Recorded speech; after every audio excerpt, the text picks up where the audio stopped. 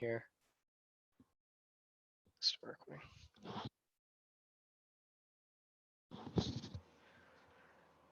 Okay.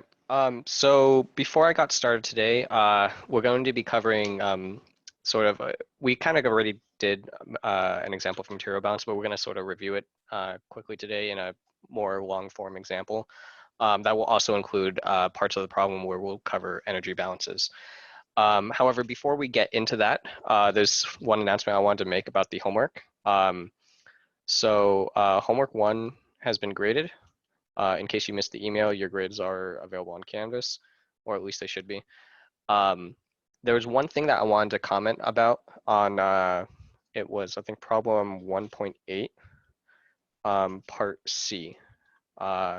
So this wasn't really an issue of, students getting this wrong, but problem 8 was asking for the rate laws of different equations, and part C specifically was using the equation of A goes to 2B in a reversible reaction. Now I want to say about 20-ish students, so a fair number of students, had an answer that looked like of the form R is equal to KF CA minus KR CB squared. Now, if you recall, the way you would get this, and I'll just cover this very quickly since it's going to be somewhat related to what we're doing today. Very quickly, the rate of an overall reaction is going to be R of the forward reaction minus R of the reverse reaction. And therefore, if you know what RF is, you would get this here. And if you, sorry, this should be R reverse, not RF. And then if you calculate the rate of the reverse reaction, you'll get KRCB squared. And so the overall rate is technically of this form. However, recall that we specifically define the value Kc to be Kf over Kr. And for practical reasons, it's going to be important moving forward that you get in the habit of writing the rate laws in terms of Kf and Kc. So again, recall that when we write Kf, whenever we write K, the rate constant here, it's always assumed to be Kf. And so the better form of this reaction should have been something more like Ca Cb squared over Kc.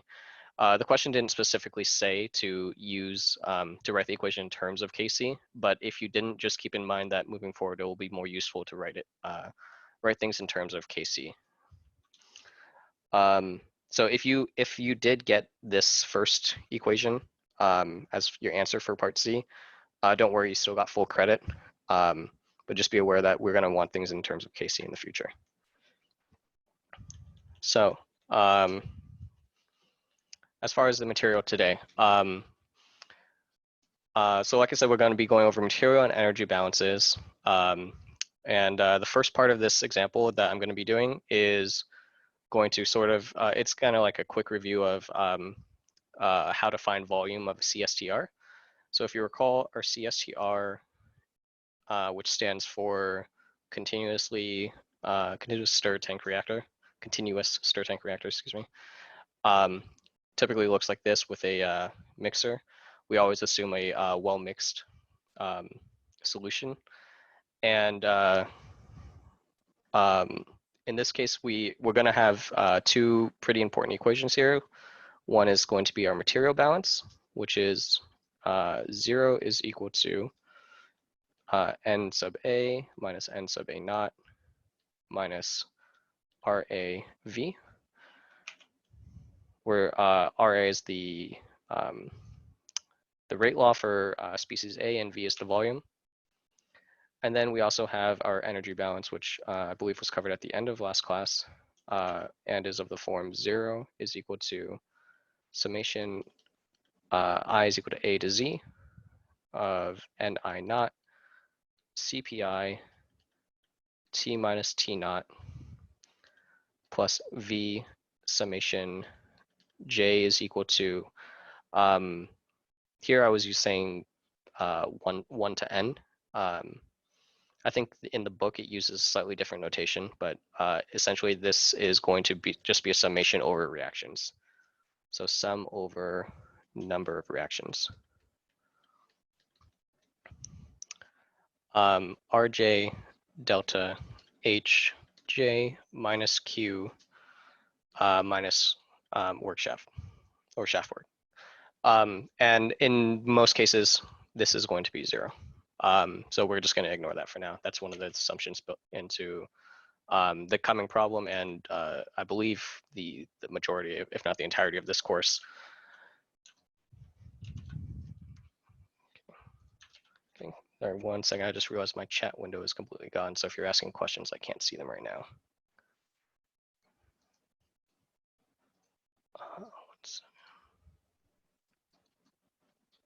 Okay, yeah, sorry about that. I'll enlarge the size of it right now.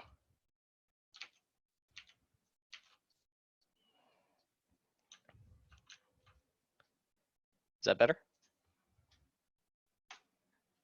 Hopefully whoever asked me that question can see it better now.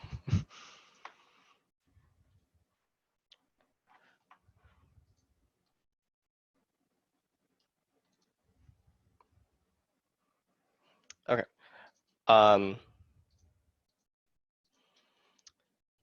So here is our energy balance.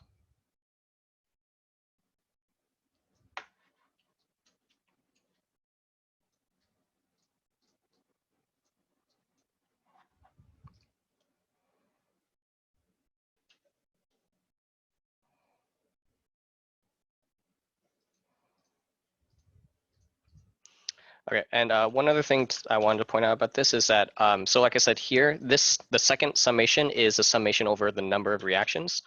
And this first summation here is going to be a sum over species.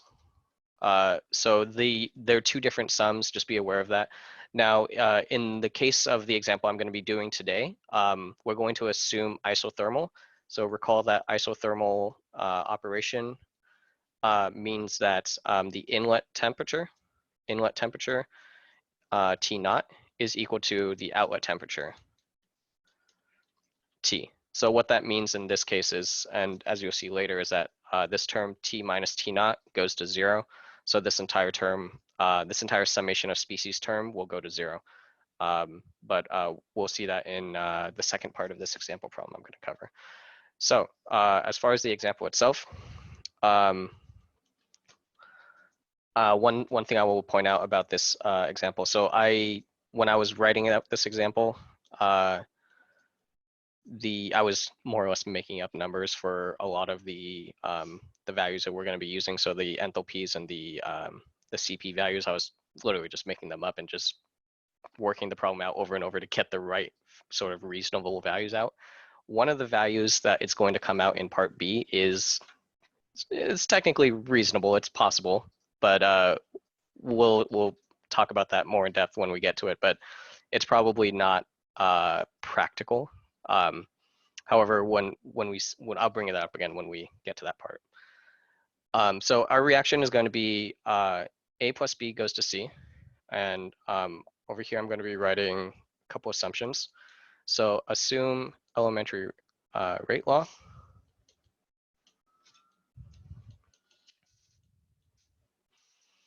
That we are, as I already said, we're operating isothermally.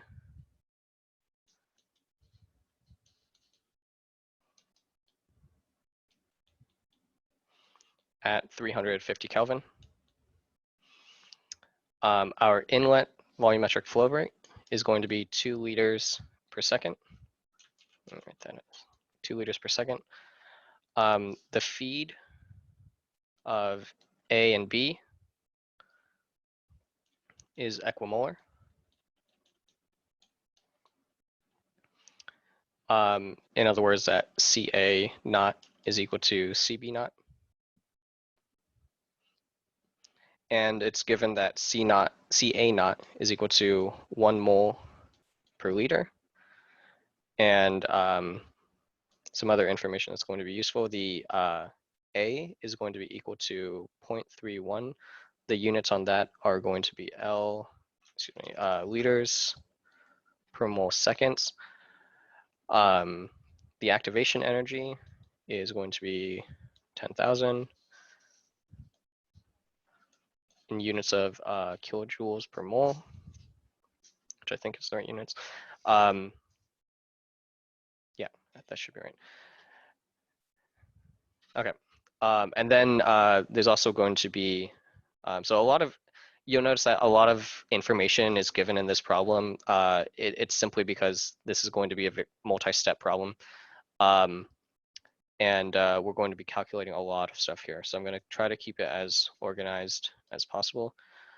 So if we were to write out our species table, we would get -1, and 1 for the new values. And then more given information here is going to be the enthalpies of formation for these species. Keep in mind as we go through this example that we really want to be taking care to make sure that our units are correct and we're keeping track of it. So particularly for the energy balance portion of this problem, units are going to be important because if you're not watching your units in the energy balance, you might make a summation of like kilojoules plus joules, which doesn't make any sense. So make sure you're writing your units as you go. For the material balance portion of it, it's not as important, but it's always a useful check. So throughout the entire problem, I'm going to be writing the units for everything, as long as I remember to at least. I'm going to try to. So the units here for the enthalpies of formation are going to be kilojoules per mole. And in this case, it's 83.7, 62.7, and 171. And then again, more given information are the CP values, which are in units of joules per mole Kelvin. And in this case, it's 62.7, 62.7, and 135.4. Okay, so I think this is enough information to get started. So part A. Given all this information above, so we have an elementary rate law, we're operating isothermally, our reactor, this 350K is referring to our reactor. We have an inlet flow rate and we have an inlet concentration for A and B. We want to find V given a 60% conversion. And so this is going to be looking at the material balance, and this is something that I think we did an example of on Wednesday. But basically, we're going to start with our material balance, which was 0 is equal to NA minus NA naught minus RAV. Here, I'm trying to distinguish the capital V, but that V is the volume. And so rearranging this equation, we can very quickly get a expression for volume, which would be NA minus NA naught over RA. Recall that R is equal to negative RA. So if we know what the overall rate equation is for this reaction, the rate law, excuse me, then we know what the rate law for species A is going to be. And so rewriting this equation, we can then write this as NA naught minus NA over R. Okay. Now, so in this equation, we have basically 3 values that we don't have. So NA, NA naught, and R. So we have to solve for each one of those. Now, I believe the example in the book uses inlet flow rates in terms of, molar flow rates. I'm going to be using it in terms of writing things in terms of concentration because I prefer that, frankly. And so we have an equation to determine concentration given a conversion and a inlet concentration. So Ca is equal to 1 minus Xa times Ca naught. And calculating this, we can very quickly get that 1 minus the conversion of 0.6 times a Ca naught of 1 mole per liter is going to give us 0.4 moles per liter. So Ca. So keep in mind also that in this problem, we're given that the reaction is A plus B goes to C, and for conversion to be 60%, that would mean that our CA is going to be 0.5. And so in order to determine our rate law, which is the next thing we're going to be doing here, R is equal to K, in this case, the elementary rate law is K, CA, CB. We need to know a outlet concentration of B. We just solved the outlet concentration of A, and we still need K as well. So for CB, we don't, if you were to write this, the equivalent expression here for CB, CB is equal to 1 minus XB times CB naught. So we have a CB naught here, but we're not technically given a conversion for B. However, if you look at the reaction itself, the stoichiometry of this reaction, we know that 1 mole of A and 1 mole of B combine to form 1 mole of C. What that means is that in sort of simple terms, and I think we actually cover this in chapter 5, but because this system is equimolar, we can then say that Ca, the concentration of A coming out, has to be the same concentration as the concentration of B coming out because they're consumed at equal rates. And so here we can then say that CB is also equal to 0.4. So let me start highlighting these values here. So CB is 0.4, as is CA. And now the only thing that we need to calculate the rate law is our K value. So in order to calculate K, we have the expression that uses the values given of A exponential negative activation energy divided by RT. Here T is the reactor temperature, so 350 K. And then R is going to be 8.314, it's the gas constant. And A was given as 0.31. So again, the units on A were liters per mole seconds. So plugging everything in here, we're going to get a K value of EA, I think was 10,000 kilojoules per mole, if I'm not mistaken, at least. So plugging this in, we get 10,000 divided by RT. And here, our K value comes out to be 0.01, or approximately 0.01, on the units of which are liters per mole seconds. So if we return to our rate equation, we have R is equal to K CA CB.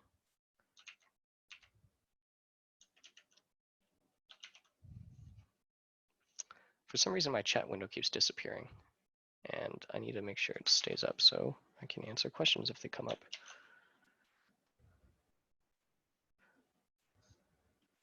Oh, yeah, I had a fair amount of questions here.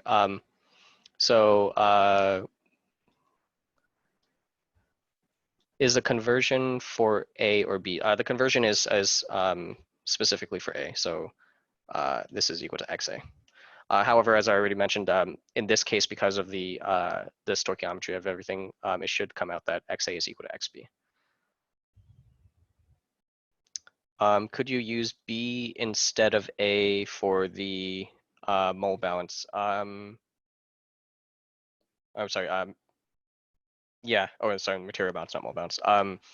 Yes. There shouldn't be a problem with that, I don't think. Does CA equal CB hold if CA naught is different from CB naught? I don't believe so. Like I said, so in chapter 5, you're going to look, we're going to derive some expressions for sort of a relationship between different reactants in our reactions that will sort of relate Ca and Cb using the stoichiometry and the corresponding conversion. Do we convert 10,000 kilojoules to joules?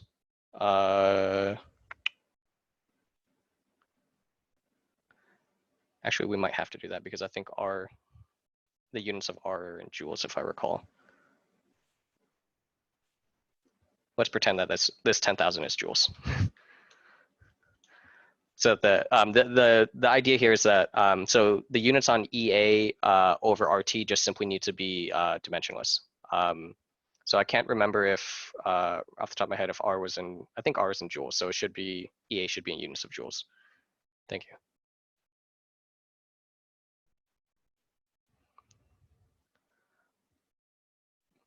Yeah, so to all the people asking about that, EA should be in joules. The number, we'll keep the number 10,000 though, because that's the number that works out such that K will be 0.01. Okay, so moving on. Hopefully this chat window doesn't close again. So R is equal to then 0.01 liters per mole seconds times 0.4 moles per liter squared. Because again, Ca and Cb are equal. So in this case, it should come out to 0.0016. Now again, if we're checking our units, this should be such that we get the units of R, and recall that the units of R are always going to be moles per liter seconds, which is what we get. So that's just a nice way to check that we did everything correctly. So now we have our R value. Now recall again, the whole point of this R value is because we have our material balance equation, which is V is equal to NA naught minus NA divided by R. So we found the first value, and now we needed to determine NA naught and NA.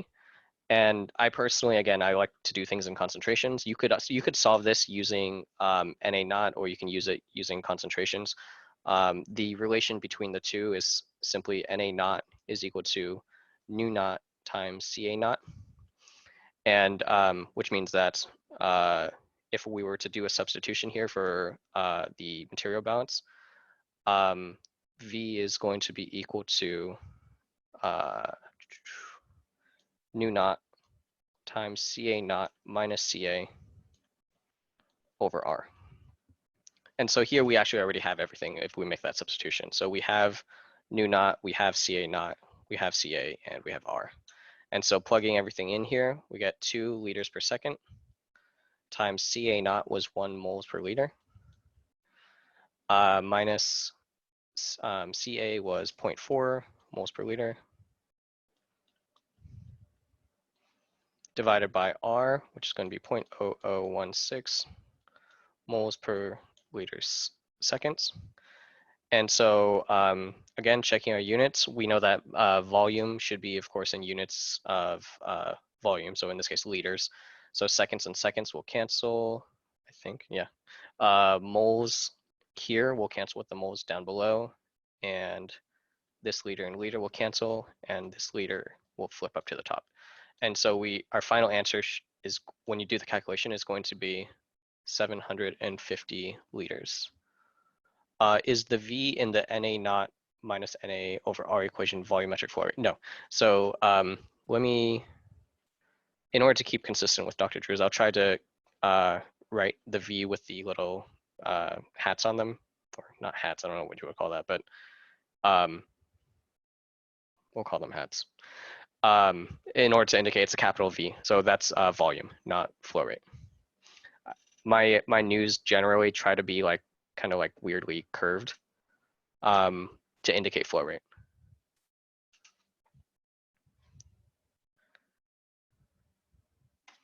Okay, so we come out with a nice round number. How coincidental. It's almost as if this problem was designed. Because this is also part of your homework, often you're asked on your homework when you're solving for a volume to sort of put it in terms that one might understand. Now, I mean, we're all chemical engineers, so if you weren't aware of this, I think Dr. Drews mentioned it, but CSTRs are typically cylindrical. I mean, they can be almost any shape you want, but very often they're just cylindrical. And in terms of what this would look like in real life, in terms of the scaling and the size, this is approximately about 1 meter tall and 1 meter in diameter if it was this cylindrical shape. And so I don't know how you could put this to scale, honestly, but it's, I don't know, maybe you can fit 3 people inside of it or so, maybe a fourth one if they're a child. Um, but yeah, that's about how big it is. So for this problem, did we assume that we are dealing with liquids? So that's why V equals, yeah, actually, good point. I forgot to mention that at the very beginning. I should have said that this whole example is assuming organic liquid. Thank you.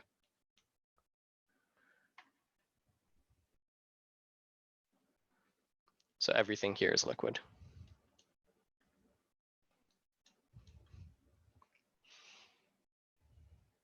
Typically, CSTRs are also typically using liquids, though that doesn't always have to be the case. But in this problem, it is. And so we have a 750 liter volume CSTR, which fits about 3 people in it. And so that was our answer for part A. So part B of this question is going to ask to find Q, find the value of Q such that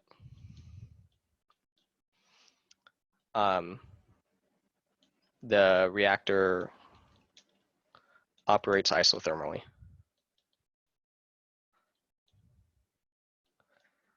So to put this into context, what this means,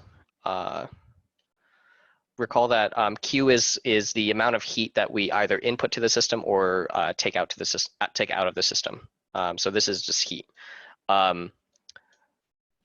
During any reaction, depending on whether it's endothermic or exothermic, you're either going to have a drop in temperature or an increase in temperature. So an exothermic reaction will cause an increase in temperature, and endothermic one will cause a drop in temperature.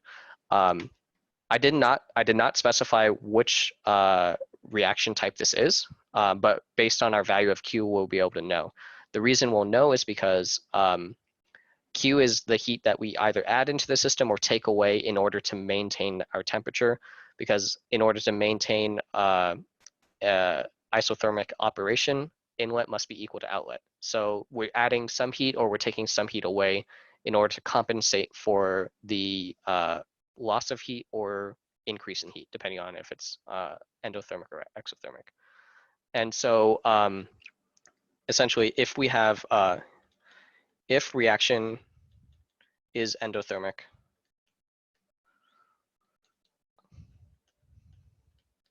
the temperature would drop in the reactor. If we're not going to add any heat in, naturally the temperature would drop in the reactor, and then we'd have a bunch of problems. If the reaction is exothermic, once we put the reactants inside the reactor, we'd expect the temperature would increase. And so given that this is a situation and we do want to make sure that the outlet is equal to the temperature outlet is equal to the inlet temperature, if we're expecting a temperature drop, then that means that we have to add heat to the system in order to maintain isothermic operation. If the reaction is exothermic and we would expect an increase in temperature as the reaction proceeds, then that means that we'd have to remove heat in order to, again, maintain isothermic operation. And so when we do the energy balance that we're about to do, we'll determine, what the situation is and whether the system is going to be endothermic or exothermic. Now, in order to actually do the calculations, so I'll rewrite the energy balance here. 0 is equal to, so this is the energy balance. 0 is equal to the summation of Ni naught Cpi times T minus T naught plus V summation Rj delta Hj minus Q minus shaft work. But again, shaft work is 0. And again, because we have isothermal assumption, this is also 0. Oops. Whoa. How did that happen? Okay. So this here is isothermal. And then over here, we're just assuming negligible.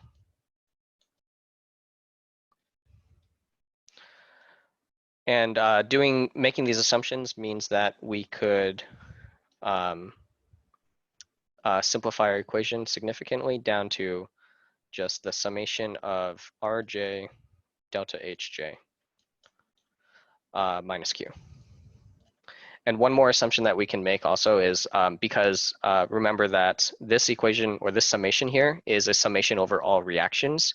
We have one reaction, so we don't have to do a summation. So this now simplifies simply to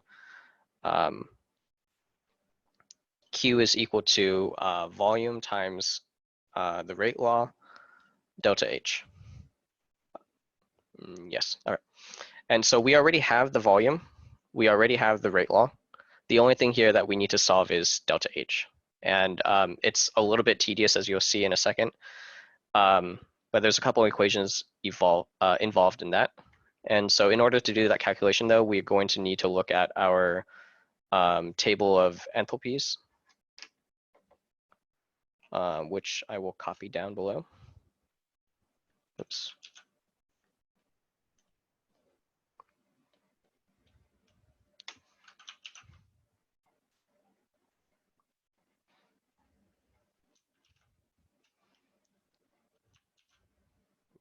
That's not good.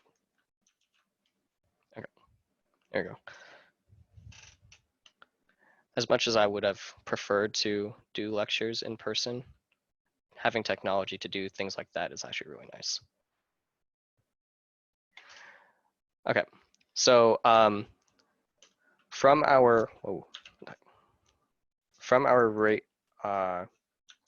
equation for Q, sorry, our energy balance, we know that the only thing we need to solve for is delta H, and delta H specifically in this case is defined at the temperature of the reactor.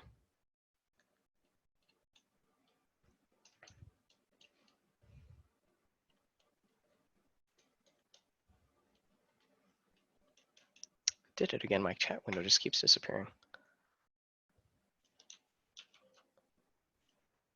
Okay, no questions, cool. And so because delta H is defined at the reactor temperature, and we can only directly solve for delta H using a reference temperature. These values, by the way, are, we're assuming the reference temperature is 298 K, and pressure is going to be 101 kilopascals, but that's not going to be relevant in this case. And so these reference temperatures, we could determine a delta H for them, but it's going to be at the wrong temperature. So we need to make an adjustment to bring it up to the reactor temperature. In order to do that, we need to define our equation here is going to be delta H at a temperature 2, meaning here temperature 2 is going to be our reactor temperature. And then temperature 1 is going to be our reference temperature. So delta H at temperature 2 is going to be equal to delta H at temperature 1 plus delta Cp times the difference in temperature. And so here, if we expand this expression here, we're going to get that delta H at temperature 1 is simply the summation times their corresponding stoichiometric coefficients of the enthalpies of formation of each species. And the same would be true for Cp. So delta Cp is equal to the summation of the stoichiometric coefficients times the individual species specific heat. And so calculating this will simply give us -1 times species A is going to be 83.7 plus -1 times 62.7 plus 1 times 171. And this is going to be equal to 24.6. And again, important here, like I said earlier, when we're doing the energy balance, we want to make sure we're going to be watching our units because of what's about to happen. So here, the units for the enthalpy is going to be kilojoules per mole. And then for the specific heat in the tables in the back of your book are given in joules per mole Kelvin. So when we do the same calculation here, we're going to get -1 times 62.7 plus -1 times 62.7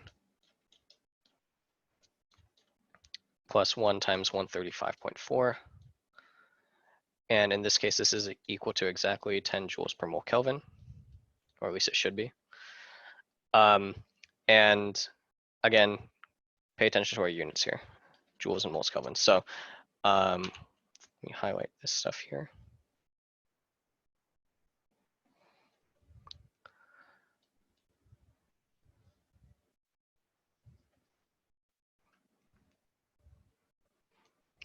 So here we've figured out our delta H at T1 and our delta CP. And so plugging it back into the equation above,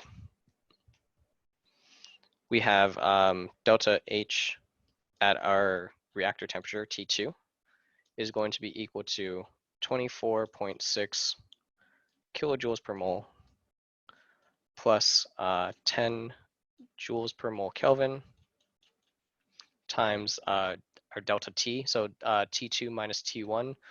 If you recall, our reactor temperature is going to be 350 K, and T1 is assumed to be reference, so 298 K. So our delta T here is going to be 52 K. Now, keep in mind here, this is why I was talking about the units so much. We have kilojoules plus joules. And so we're going to have to divide this term over here by 1,000 to adjust that. So that our answer will be in terms of kilojoules. Yeah, kilojoules per mole. And when we do this, our value comes out to be 20. Oh, wait, something's wrong. No, 25.2. That's correct. 25.12.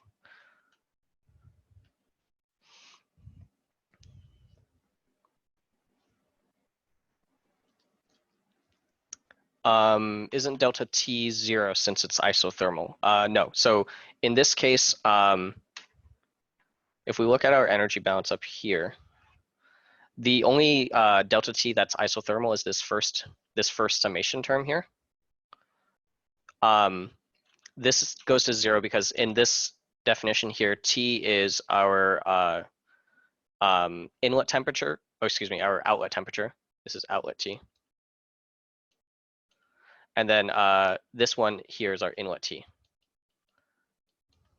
So by that definition, being isothermal, inlet temperature is equal to outlet temperature. This whole expression will go to 0. However, the delta T that we just worked with comes from the delta H summation here in the second expression, or the second term. And when we expand that delta H term, because delta H is defined at the reactor temperature, we're doing a delta T between the reactor temperature and a reference state T1. T1 is the reference state. It's not the inlet temperature or the outlet temperature.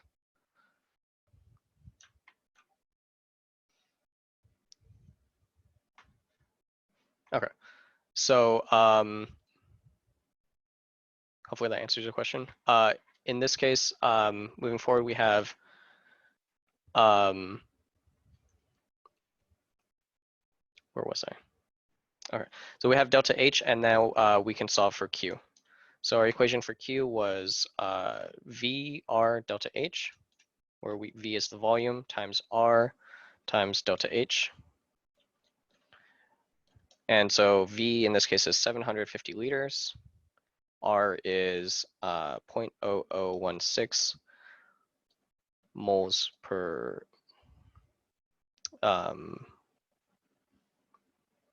liters seconds, I think. Yep. And then our delta H is 25.12 kilojoules per mole. And so here, if I did everything correctly, we should expect that Q is going to be in terms of kilojoules per second, also known as kilowatts. Because again, Q is the heat added. And so it's just a pure energy term. And so when we do this, looking at the units, liters and liters cancels, moles and moles cancels, and so we get kilojoules per second. And this is going to calculate to 30.144 kilojoules per second. Now, the next part, so this is our final answer here. So recall again that originally we were sort of questioning whether our system is going to be endothermic or exothermic. In this case, Q is positive. Now what that means is, remember, Q here is Q to maintain isothermic operation is positive. What that means is that we need to add heat to the system in order to maintain an outlet temperature equal to the inlet temperature. If we're adding heat, what that means is that without adding the heat, the system would cool down. It would drop in temperature. What that means is that our reaction is endothermic,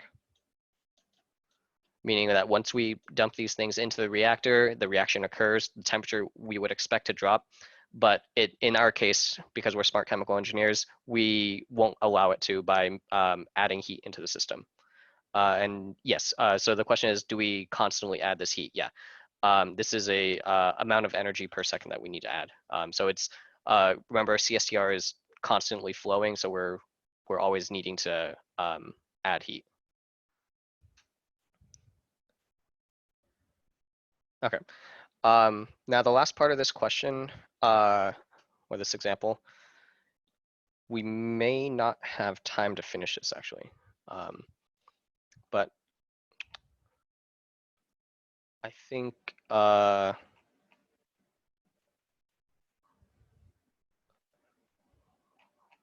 we'll give it a try. It's not too long. Okay, so the last part of the question is to assume the heat needed is supplied by a phase change heat exchanger operating at a temperature TU is equal to 450 K.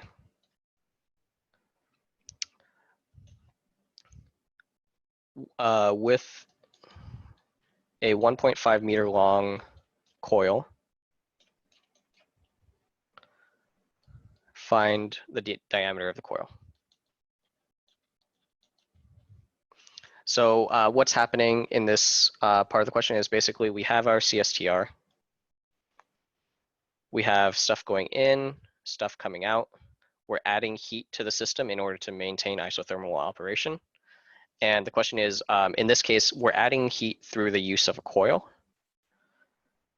In other words, heat is being added through, in this case, it's a phase change heat exchanger. So there's steam being input through the coil or the tube, and that's helping to heat up the system and maintain isothermic operation. And so the question is, if the meter is 1.5 meters long, how thick does the diameter need to be such that we can actually maintain the temperature properly? And so I'm going to shorthand this a little bit to save some time because we're almost out. But this is going to be equation 4.29. We know that from that equation, heat is equal to negative U times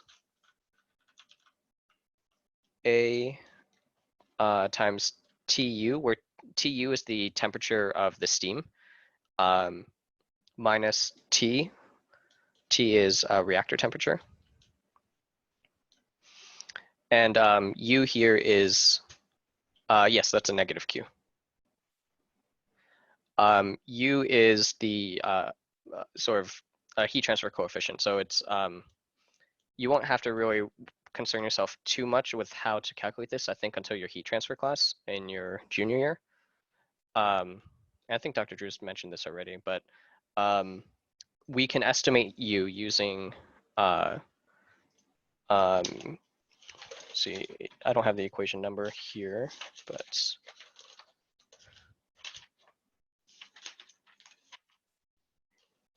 we can estimate U using equation 4.29. Oops. Why is this? Sorry, my pen stopped working. Sorry, it's 4.28. As being approximately 1 over H plus 1 over HU. And in this case, these values for H come from table 4.1. And so in the beginning of the problem, we were told that this system is organic liquid. So we can say that the H for the reactor is going to be 1000, and then the H for steam in this case is going to be 2500. So evaluating that, you should get roughly 714. And rearranging this equation here, we can then get that A is equal to Q divided by U times our delta T. And then we also know that the here A is the surface area of our coil.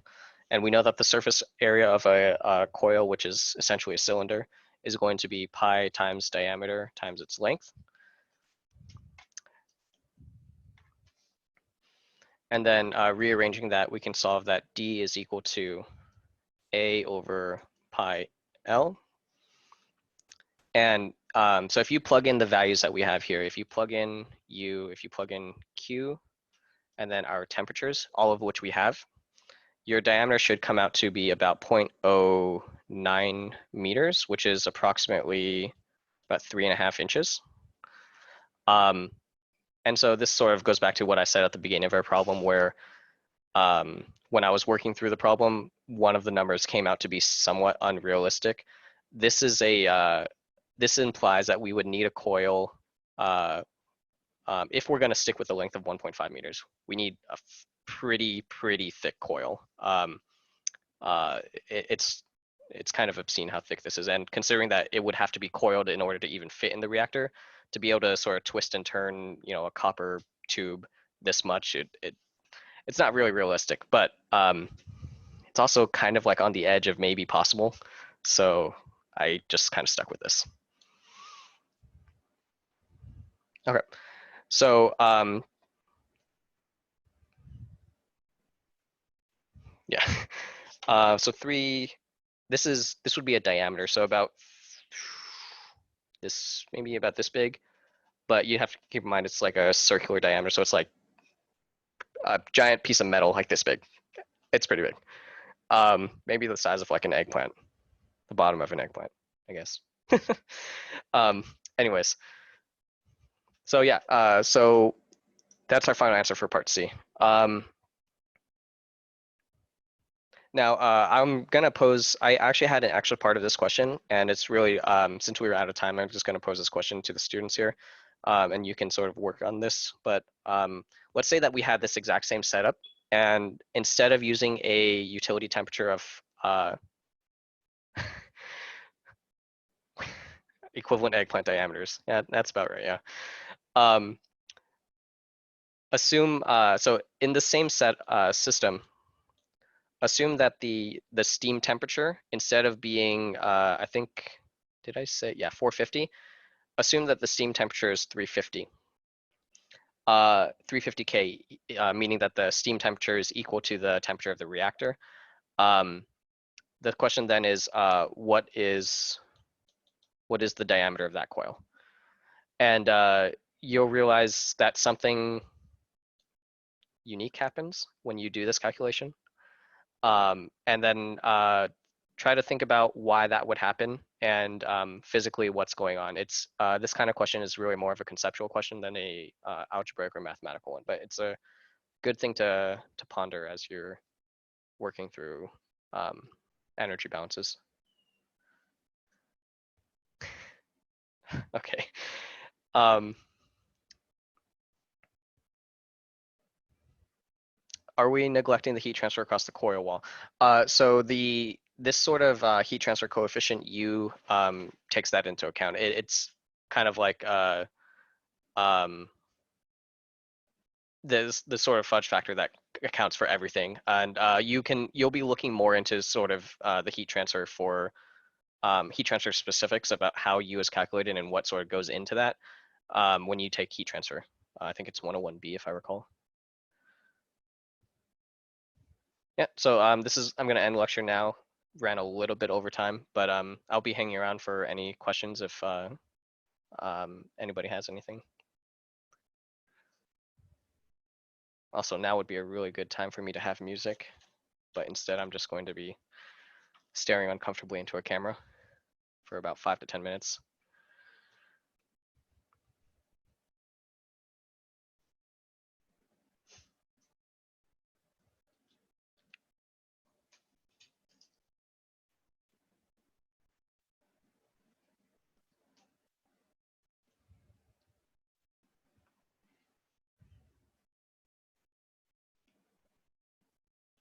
Yeah, so endothermic versus exothermic.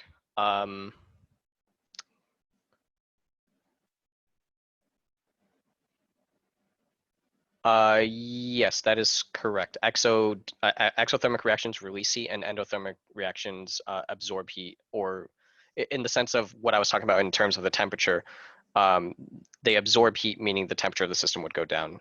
If I misspoke and said the opposite of that, I apologize. But what you said there is correct.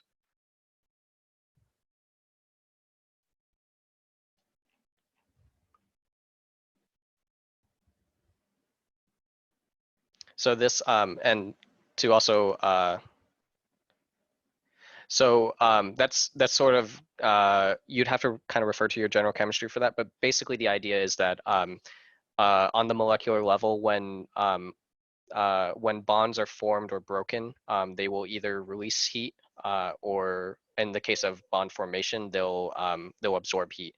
The energy of that's corresponds to your temperature. Kinetic energy goes into the formation of the bond itself. So when you form a bond in a reaction that is endothermic, the bond that's formed takes in that energy, that kinetic energy that we measure as temperature, and therefore and goes into the formation of the bond. So the temperature in a system would go down if the bonds are being formed that way.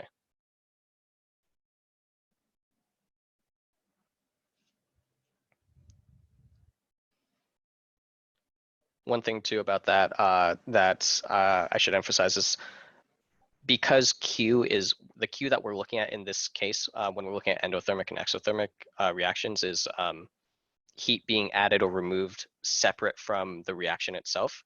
When temperature drops, Q is positive, and when temperature would otherwise increase, we would want to have a negative Q, meaning we're removing heat from the system to compensate.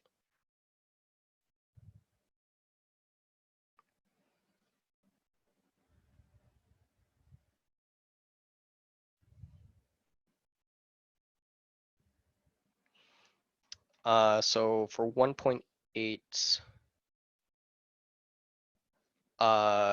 KC, you're right. KC doesn't have units. Well, no, that's not correct. KC might have units, if I'm not mistaken, because it depends on the units of KF and KR. And if the units of KF and KR are not consistent with each other, as they are, they're not in this case actually, then KC does have some overall unit composition. and recall that the goal of this system is simply to make R have units of moles per liter seconds. So you can think of, one way to think of this is simply that Kf and Kr have whatever units are needed such that R has units of moles per liter seconds.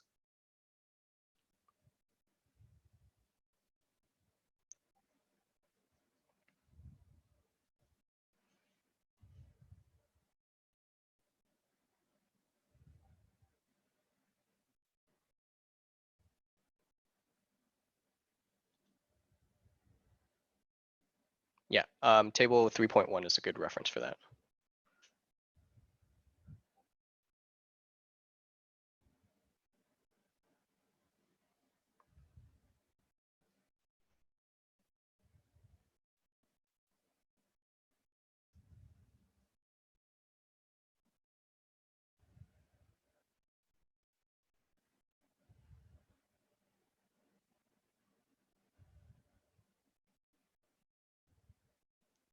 Can you help on differentiation between mathematical calculation between XA and XA at equilibrium?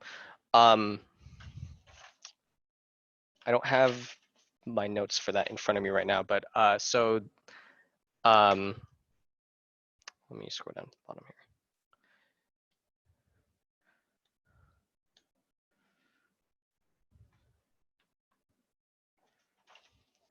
here. So as you're probably aware, XA at equilibrium strictly refers to the equilibrium conversion, which is, so this is equilibrium conversion, and this is going to be related to, as we said before, it's sort of like the maximum conversion that you can get in a system because you can't beat equilibrium in a sense. And so in this case, when you are calculating the equilibrium conversion, you have to assume that the reactor is an equilibrium reactor. And so I'm gonna have to pull out my book here because I don't recall the equation off the top of my head.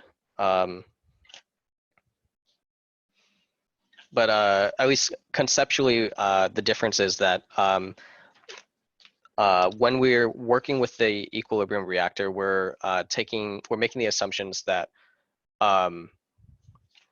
it's more or less infinitely large, and all the materials are in the reactor for an more or less infinite amount of time, such that you could actually reach equilibrium.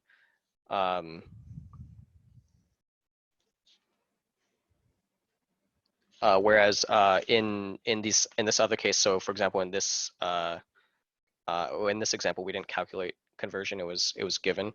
But you would use your rate law equations, and depending on what reactor you're in this case, we're using a CSTR, your relevant design equations to and your rate law and your relevant design equation to determine what the conversion would be if it wasn't given. So the equilibrium conversion assumes infinite volume and time. Represents the maximum conversion that can be achieved. And I think if you look at, I want to say it's example like 2.3. I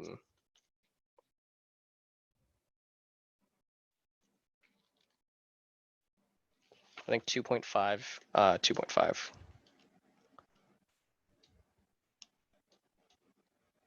In your book, that'll be an example of a calculation to find the equilibrium conversion. Also, you can see that in from homework 1, you calculate equilibrium conversions in homework 1.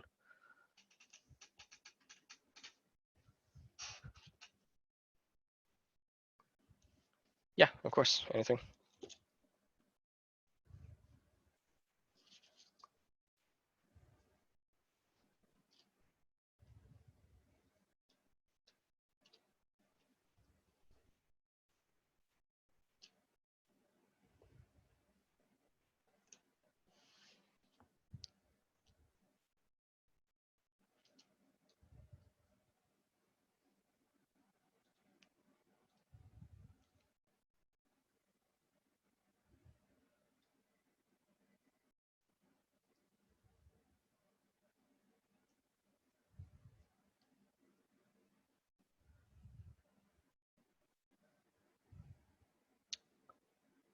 So yes. Wait, is this homework 1 or 2 that you're referring to? Okay. So yes, Ka is approximately we approximate Ka as K shortcut. And Ka is a function of the activities, the product of the activities to their stoichiometric coefficients. And in that case, I'm not sure what your question is because you haven't got to it yet, but the activity is a function of pressure. If you look at table 2.1, I think, the activity is a function of pressure only when you're dealing with gases.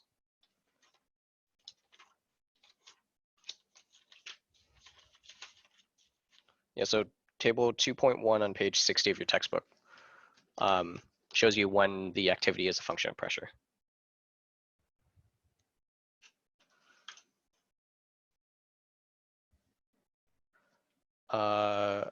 Give me 1 second while I pull that up. I don't recall.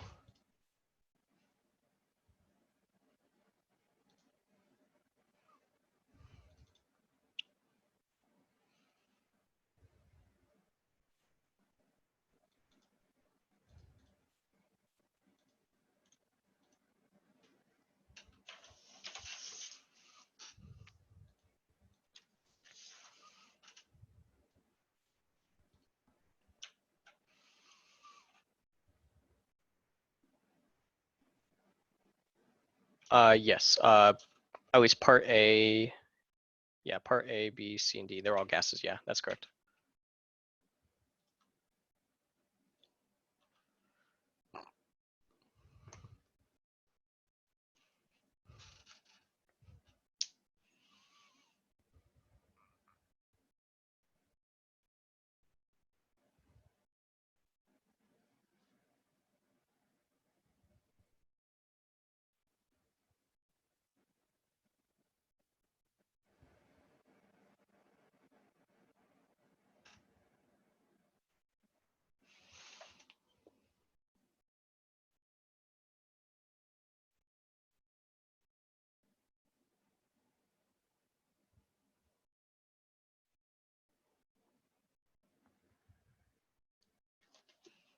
Yeah, yeah. So what Dr. Drew just said is correct. K is a function of temperature only, so the pressure doesn't change the value.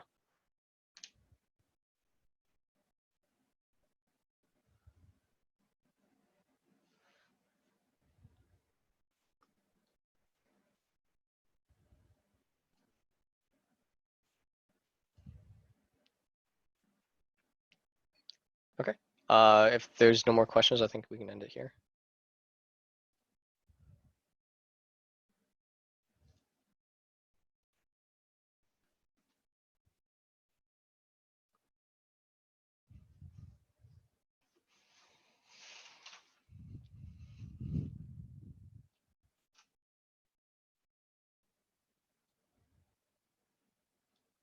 Did you want to go into a breakout room, Dr. Drews? Yeah, sure. Let's do that.